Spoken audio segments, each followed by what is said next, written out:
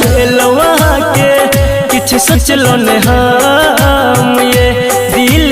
दिलवा के किछ सोचलो ने हम ये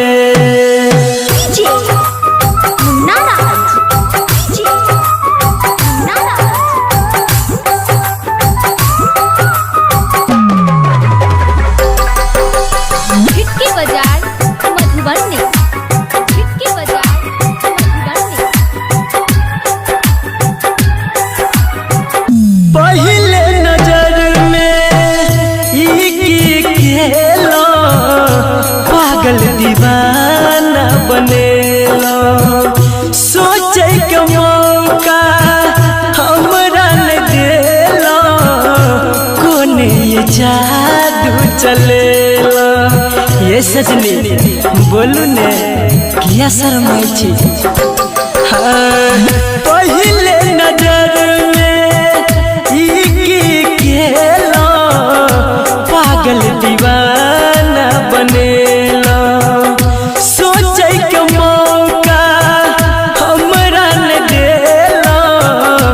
कोन ये जादू चलेला कहू कि हम अब आह के सनम ये कहू कि हम अब आह के सनम ये दिल दिलवा के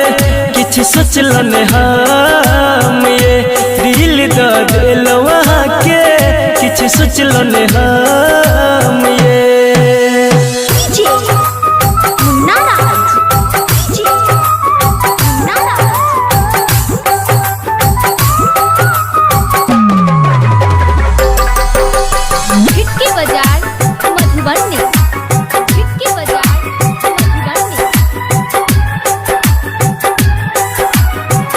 दुख सुख दोनों कोई संगे में बाटब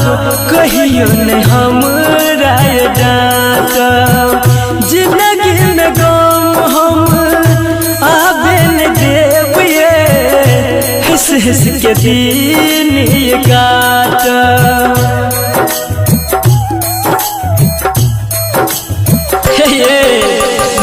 दुख सुख दोनों संगे में बाटब कहियो ने हमरा डांटब जिंदगी में गम सजनी आबे न देब ये हंस हंस के दिन ये काटब राइटर भी कैसे कहे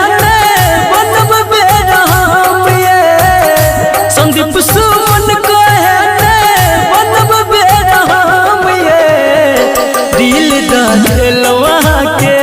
किछ सोचलो ने हम ये दिल दिलवा के किछ सोचलो ने हम।